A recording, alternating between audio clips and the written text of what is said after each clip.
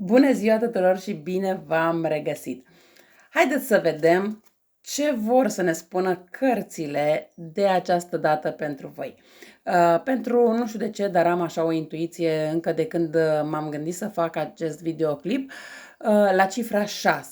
Nu știu ce legătură are această cifră cu voi, dar poate să fie cifra 6 sau 66, care poate să fie nu știu, o dată de naștere, o dată în care v-ați întâlnit partenerul sau partenera ideală pentru voi, poate să fie luna, da? Luna a 6, adică luna iunie. Acum, poate în luna iunie au avut loc foarte multe evenimente pentru voi sau poate că evenimente, chiar dacă a avut loc un singur eveniment, dar a fost destul de important. Sau, cine știe acum, poate aveți număr la casă 6 sau 66, da? Fiecare dintre voi știe cel mai bine în legătură cu acest aspect. Dar haideți să vedem ce vor să ne spună totuși cărțile pentru voi, să vedem situație, să vedem ce urmează, da? Haideți să vedem.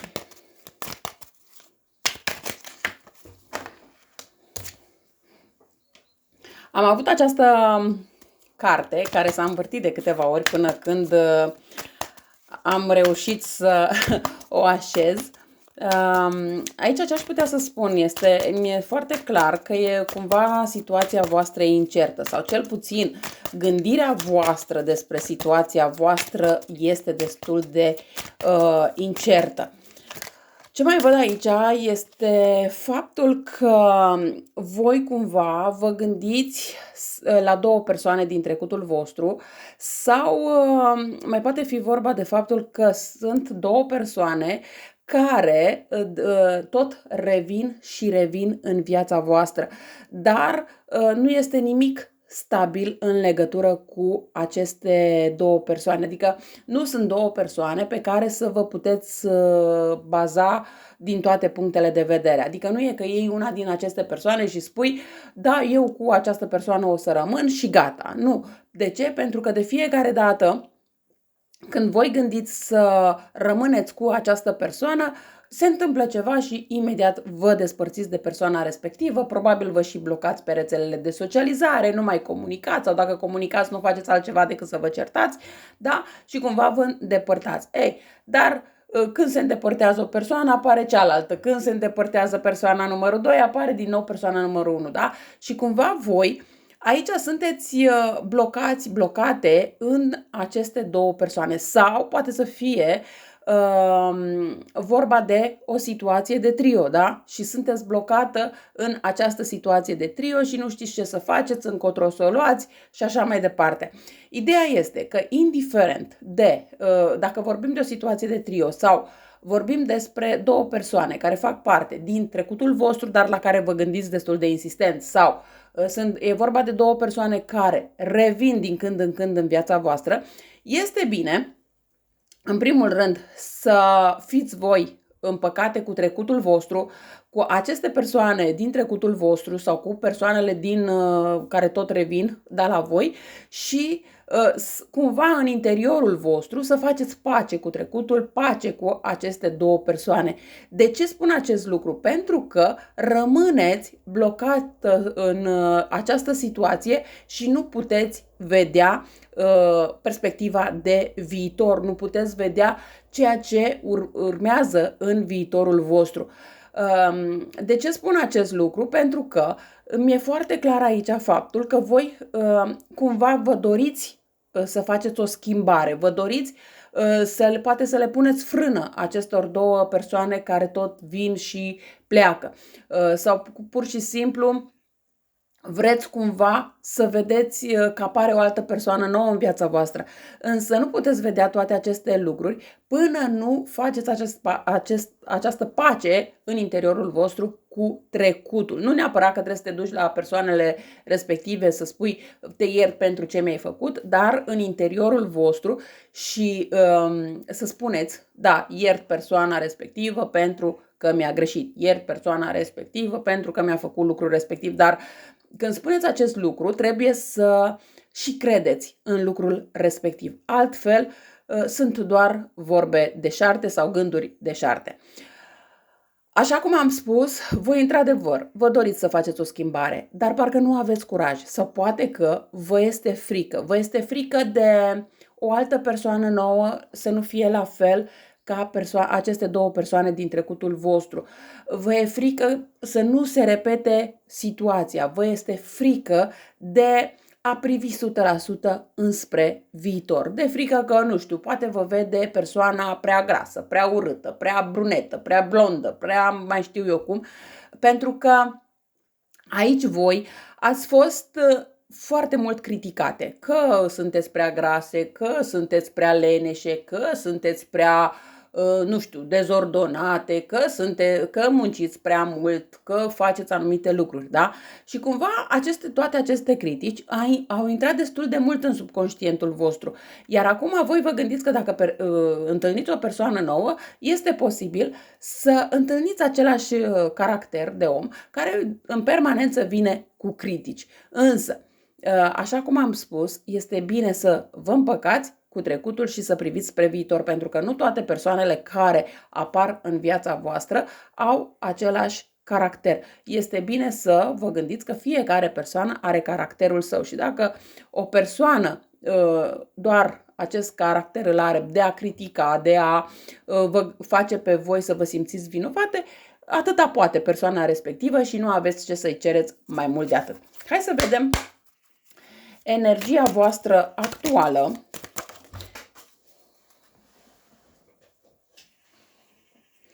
Energia voastră actuală se pare că după ce ascultați acest videoclip, spuneți, perfect, de acum încolo exact asta o să fac, o să mă detașez de trecut, o să fac pace cu trecutul și o să privesc spre viitor. Și în momentul ăla, automat o să vă simțiți mai ușoare, vă simțiți mai pline de viață, vă simțiți mai bucuroase, mai fericite și veți avea impresia că deja totul este ca și rezolvat. E o carte foarte bună și foarte frumoasă. De ce? Pentru că vă văd că sunteți pline de iubire.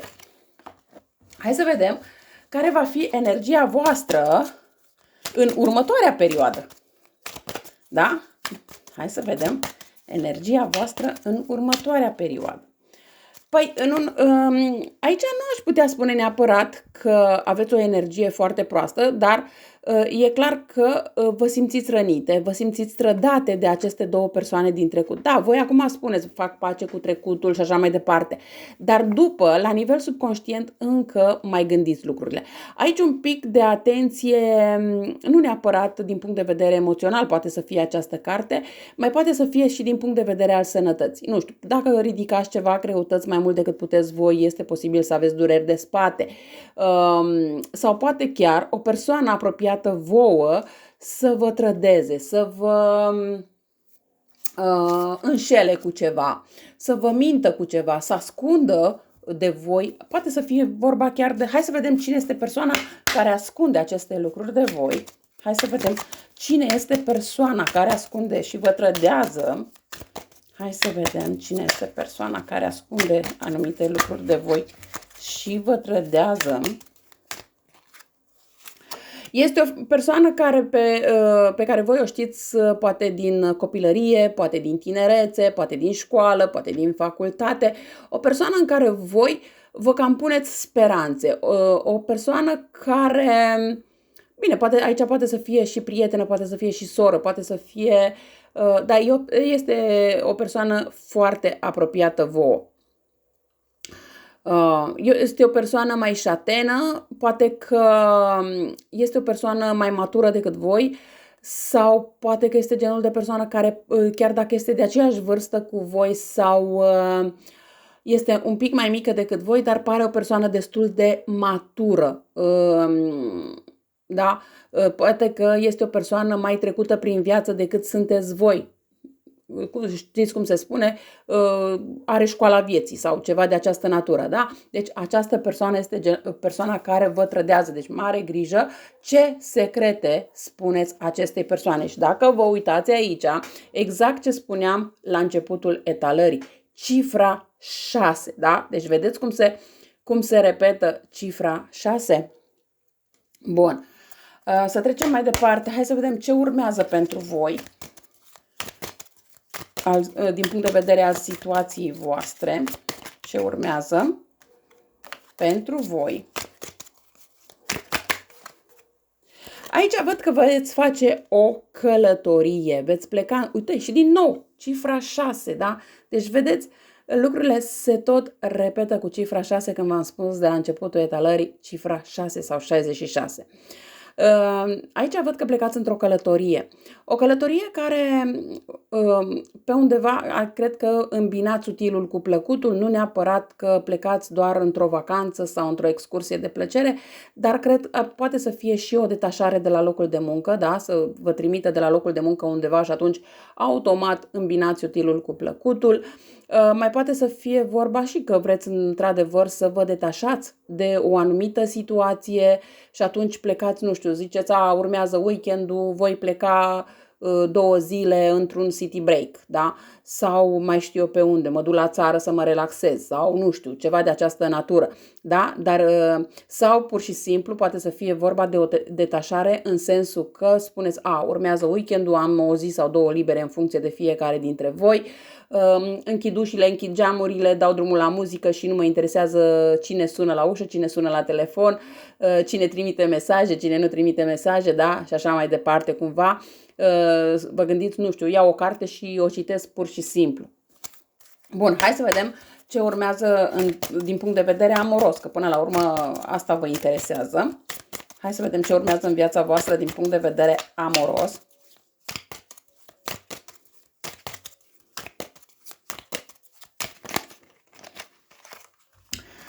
Păi aici, în primul rând, avem 2 cărți.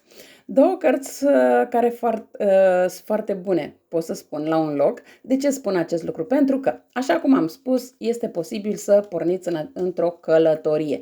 La această călătorie voi veți întâlni pe cineva. Un pic de atenție aici, pentru că aici magia se poate produce. Dacă voi, într-adevăr, vă veți simți atrase de această persoană, într-adevăr, această persoană o puteți avea în viața voastră, dar depinde și de voi să vreți și să vă doriți această persoană. Pentru că această persoană e ca un noroc în viața voastră, chiar dacă poate e o persoană care e cu o diferență de vârstă de voi, da, poate să fie o diferență de vârstă, să fie cu câțiva ani buni mai mare decât voi, poate să fie vorba de o persoană mult mai matură din punct de vedere emoțional decât voi. Chiar dacă pare, nu știu, să aibă fața puțin mai zbârcită decât voi, poate chiar ca și vârstă e apropiată de voi, dar din cauza vieții pe care a dus-o și din cauza problemelor pe care le-a avut, pare o persoană mai îmbătrânită decât voi. Dar este o persoană foarte blândă, aș putea să spun că este persoana potrivită pentru voi, cum se spune, este steaua voastră norocoasă. Dar ca să se întâmple lucrurile frumoase între voi, bineînțeles că și voi trebuie să contribuiți din acest punct de vedere, trebuie să vă doriți această persoană, nu dacă vedeți cumva persoana ridată sau un pic îmbătrânită, gata, nu-l vreau pentru că e prea bătrân sau e prea nu știu cum sau pare blând, dar nu e blând, ceva de această natură. De ce spun acest lucru? Pentru că voi, în momentul în care întâlniți această persoană, îi găsiți tot felul de defecte. Poate că această persoană doar ce a ieșit dintr-o altă relație și încă nu este suficient de vindecat. Și atunci voi ziceți, păi abia a ieșit din relația aia, ce mă leg eu la cap cu nu știu ce persoană, da? Este bine să vă gândiți foarte bine dacă vă doriți sau nu vă doriți această persoană, pentru că, așa cum puteți să țineți această persoană în viața voastră, la fel o și puteți îndepărta. Depinde doar de voi dacă veți ține cont de acest aspect sau nu. De ce spun acest lucru? Pentru că, așa cum se poate vedea aici, în mâinile magicianului avem cifra infinitului, da? O avem și așa și o avem și în palme, da? Deci e un dublu de cifra infinitului, adică este iubirea necondiționată pe care vă poate oferi acest bărbat sau, dacă sunteți bărbați, această femeie. Este prietenia nesperată, este, aș putea să spun, persoana perfectă pentru voi din toate punctele de vedere, adică poate să fie și un bun prieten, poate să fie și un bun soț, și un bun amant, și un bun, nu știu, coleg și ce vreți voi și cum vreți voi să-l numiți. Este norocul care dă în acest moment peste voi. N-ar fi nimic exclus și aici să cunoașteți această persoană, poate peste 8 ore, 8 zile de când vedeți acest videoclip sau poate chiar în data de 8 a următoarei luni. Da? Deci poate să fie și de asta este bine în următoarea perioadă să fiți atentă cu cine interacționați. De ce? Această persoană poate să apară chiar de nicăieri. Poate să fie vorba inclusiv, nu știu, vi se ține o ședință la locul de muncă, așa mi-a venit să spun acum, nu știu de ce și poate că pentru unele dintre voi acest lucru contează. Se ține pur și simplu o ședință din neant, la locul de muncă și ce să vezi, apare această persoană pe care voi nu o cunoașteți sau poate o cunoașteți destul de vag, ați auzit poate despre el, dar nu i-ați dat suficientă importanță sau nu v-ați gândit cumva că această persoană v-ar putea vedea, da?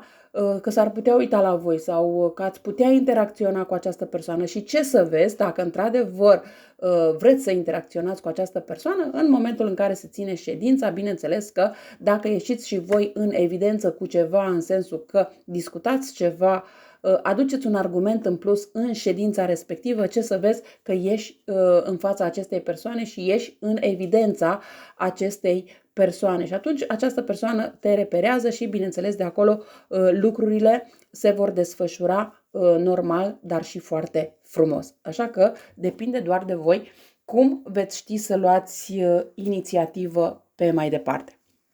Hai să vedem ce se întâmplă pe termen scurt. Ce se va mai întâmpla pe termen scurt în viața voastră amoroasă. Deci, aici se poate întâmpla, uite, ori că vedeți această etalare și vă spun lucrurile astea, dar poate le băgați sau nu le băgați în seamă, ori voi, sau poate chiar o prietenă apropiată vouă, sau poate chiar mama voastră, sau poate chiar bunica voastră, are un vis în legătură cu voi și această persoană nouă care apare în viața voastră și care trebuia de mult să apară în viața voastră, dar din cauza a persoanelor din trecutul vostru ați ținut cumva energia persoanei blocată. Și această persoană vă spune, uite, te-am visat aproape de cutare persoană, că ți-ai găsit perechea asta. Doar că această persoană, prin visul pe care îl are, este vag. Nu are de unde să vă spună, uite, da, arată așa sau este așa sau... Aici este bine să puneți cap la cap lucrurile. Adică luați în considerare ceea ce v-am spus eu în acest videoclip, dar să luați în considerare și ceea ce vă spune această femeie că visează. Și cumva să faceți o poveste din ambele lucruri și veți afla care este persoana. Din nou, această persoană va ieși ca fiind o persoană matură, o persoană care conduce, adică este un șef. Este într-adevăr, poate să fie o zodia berbec, da? Poate să fie zodia berbec, dar nu neapărat, dar poate să fie, poate are altă zodie, dar are ascendentul în zodia berbec. Nu știu de ce, dar mi-a venit acum să zic data de 5, mă rog, nu știu ce, din zodia berbec, ceva cu cifra 5. Poate e născut în data de 5, poate 5-15, da, 25 din zodia berbec, sau poate că e născut la ora 5, nu știu, e ceva cu cifra 5, dar nu știu ce aici pentru fiecare dintre voi. Sau poate că, așa cum am spus, are ascendentul în zodia berbec, poate să fie orice altă zodie și să aibă ascendentul sau o planetă destul de importantă în zodia berbec. Dar e foarte clar că este o persoană stabilă din punct de vedere financiar, este o persoană care conduce, adică șef, da? Nu este Oricum, este într-adevăr genul de persoană care poate la început pare destul de rece, însă în realitate nu este așa, adică da, pare rece cu persoanele de la locul de muncă și așa mai departe, are o privire așa un pic mai aspră, dar într-o relație este o persoană foarte caldă, este într-adevăr o persoană care și în relație își dorește să dețină controlul, este o persoană geloasă, n-aș putea neapărat să spun că este o persoană posesivă în sens de acel sens posesiv dus la extrem, dar un pic de posesivitate într-adevăr există aici. De ce? Pentru că vedem această posesivitate care este destul de întreruptă, deci nu are acea posesivitate încât, vai de mine, și când te duci la baie trebuie să îi dai explicații. Dar, așa cum am spus, este o persoană care, în momentul în care îl cunoști, are o privire așa un pic mai dură, mai rece, mai aspră, da? Și cumva ai impresia că te înfioară, dar de fapt este o persoană foarte caldă, o persoană foarte bună, o persoană sufletistă, o persoană care dă totul pentru familia sa. Așa că, dragele mele, fiți atente la această persoană și nu o ratați, dar această persoană fiți atente. De ce? Pentru că nu apare în viața voastră atâta timp cât voi nu faceți pace cu trecutul. Da, energia persoanei este deja în câmpul vostru, ca să spun așa, dar persoana fizic încă nu. De ce? Pentru că atâta timp cât voi sunteți încă tulburate, uite și aici avem cifra 5, abia acum am sesizat, atâta timp cât voi sunteți tulburate de aceste două persoane din trecutul vostru și nu lăsați trecutul în urmă, nu poate să apară acest element de noutate, aș putea spune. Dar vedeți, ideea este că două persoane diferite, două contexte diferite, vă cam spun același lucru. Depinde acum doar de voi cum veți ști să luați în considerare acest aspect. Eu cam atât am avut de spus pentru voi de această dată. Vă mulțumesc că m-ați ascultat și vă doresc o zi cât mai frumoasă în continuare. La revedere!